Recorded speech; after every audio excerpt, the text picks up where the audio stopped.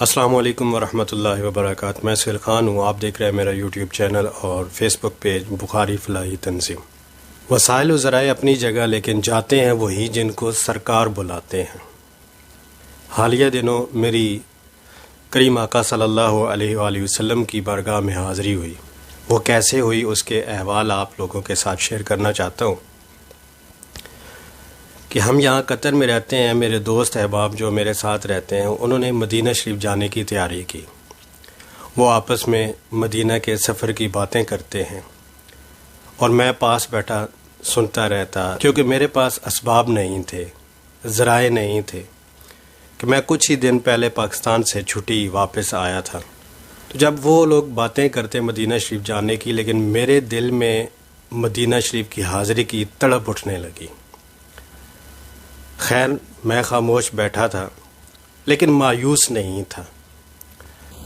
کچھ ہی دنوں بعد جو میرے دوست ہیں ان کے شیخ طریقت سے سلسلہ چشت سے ان کا تعلق ہے، وہ یہاں تشریف لائے قطر میں۔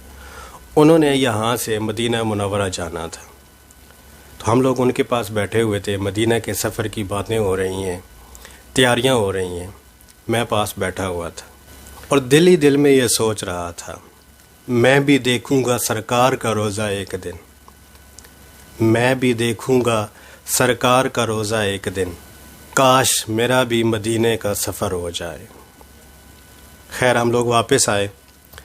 رات کو جب اپنے بستر پہ آیا تو مجھے نیند نہیں آئی، تو میں نے پھر اور رسول اللہ صلی اللہ علیہ وآلہ وسلم کی بارگاہ میں اپنی عرضی پیش کی۔ تو میں نے جو اپنی عرضی پیش کی وہ کچھ اس طرح ہے کہ کتنا مشکل ہے الوداع کہنا، قافلہ روانہ جو مدینہ پاک ہو۔ کتنا مشکل ہے الوداع کہنا، قافلہ روانہ جو مدینہ پاک ہو۔ پیدا ہوئے نہ اسباب مدینہ جانے کے، شاید ہوئی مجھ سے سرزد کوئی خطا ہو۔ بلا لیجئے یا رسول اللہ مجھ گناہگار کو، ہو ختم میری ہجر کی سزا ہو۔ یہ ہمارا عقیدہ اور ایمان ہے کہ اللہ کے رسول صلی اللہ علیہ وآلہ وسلم سب کچھ عطا کرنے والے ہیں۔ تو میں نے کہا پاس تو کچھ بھی نہیں، حاضری کی ہے تمنا، پاس تو کچھ بھی نہیں، حاضری کی ہے تمنا، بس اتنا جانتا ہوں دو جہاں کے آپ شہنشاہ ہو۔ بہت ہے عطائیں آپ کی مجھ پر یا رسول اللہ، بہت ہے عطائیں آپ کی مجھ پر یا رسول اللہ، سہیل کی ہے تمنا حاضری کا شرف عطا ہو۔ بس رات کو سو گئے۔ جب صبح اٹھے تو دوسرے دن شیخ طریقت سے ملنے ان کے پاس گئے۔ وہاں پہ پھر مدینہ کے سفر کی باتیں شروع ہوئیں، تو حضرت صاحب فرمانے لگے آپ بھی ہمارے ساتھ چلیں۔ میں تو خوشی سے تڑپ اٹھا، میں نے کہا جی ٹھیک ہے۔ اب میرے پاس کوئی اسباب نہیں ہے، لیکن اللہ تعالیٰ نے کیسے اسباب پیدا کیے کوئی پتہ نہیں۔ الحمدللہ میری حاضری وہاں پہ ہوئی، کریم آقا صلی اللہ علیہ وآلہ وسلم کی بارگاہ میں حاضری ہوئی۔ اقبال درد نے دل کی گہرائیوں اور صدق دل سے یہ دعا مانگی تھی، اور میں نے بھی انہی کی دعا کو دل میں رکھ کر دعا کی، شاید اس لیے میری دعا کو مقبولیت حاصل ہوئی۔ اللہ رب العزت نے میری دعا سن لی اور میری تڑپ دیکھ کر مجھے مدینے کی سرزمین پر بلا لیا۔ جیڑے دل وچ رکھ دینے ارمان مدینے دے، بن جاندے کدی نہ کدی مہمان مدینے دے۔ تو رخت سفر باندھ کر مدینے کی طرف روانہ ہوئے۔ قطر سے تقریباً 18 گھنٹے کا سفر ہے۔ ہمارا سفر شروع ہو چکا ہے۔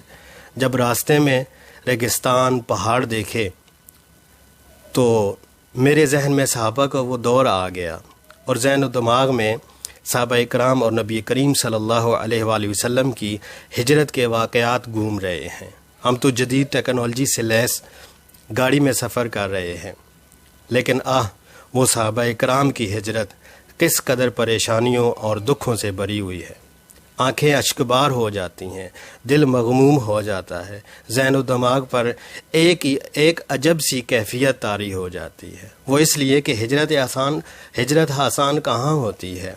ہجرت کا مطلب تھا اپنا گھر، فیملی، کنبہ، قبیلہ، مال و جائیداد، پیاروں اور زمین کو چھوڑ دینا۔ یہ امتحان تھا، اور امتحان میں ہر کوئی کہاں کامیاب ہوتا ہے، مگر صحابہ کامیاب ہو گئے۔ اس وقت ذہن و دماغ میں بس انہی کی یادیں بسی ہوئی ہیں، سوچ سوچ کر رونا آ رہا ہے۔ ہاں یہ سب اس سفر میں یاد آ رہا ہے۔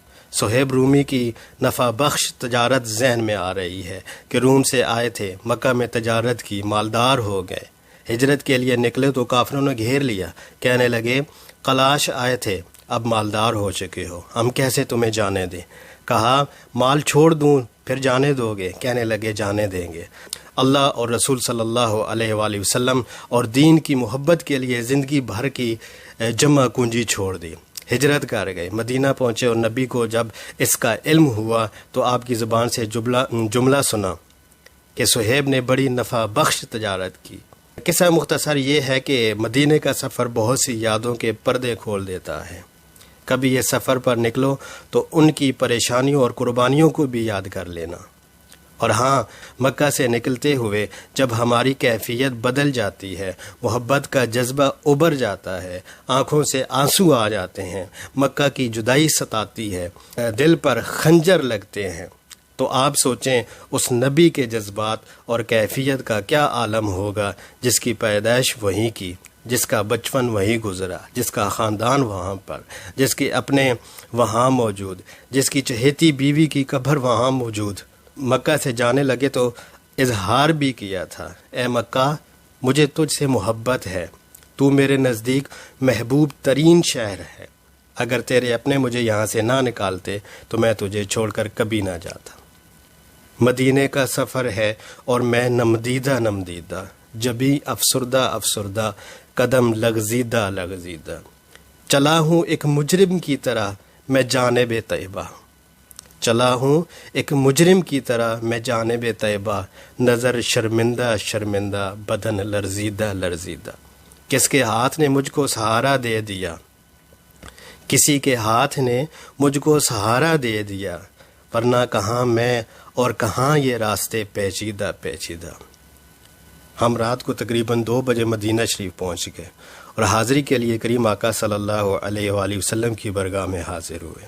اللہ اکبر، یہ بھی کیا خوش نصیب لمحات ہیں جب ہم دربار رسالت صلی اللہ علیہ وآلہ وسلم میں حاضر ہیں۔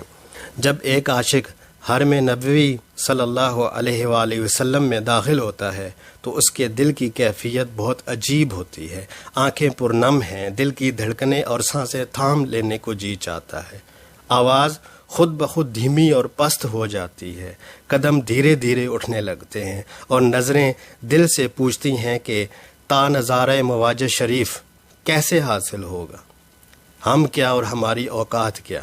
حضرت اقبال فرماتے ہیں یہ روشنی سی کیا ہے، خوشبو کہاں سے آئی، شہد میں چلتے چلتے روزے تک آ گیا ہوں۔ اقبال مجھ کو اب بھی محسوس ہو رہا ہے، اقبال مجھ کو اب محسوس ہو رہا ہے، روزے کے سامنے ہوں اور نعت پڑھ رہا ہوں۔ طیبہ کے سب گداگر پہچانتے ہیں مجھ کو، طیبہ کے سب گداگر پہچانتے ہیں مجھ کو خبر نہیں تھی میں اس قدر بڑا ہوں۔ کریم آقا صلی اللہ علیہ وآلہ وسلم کی برگاہ میں حاضری ہوئی۔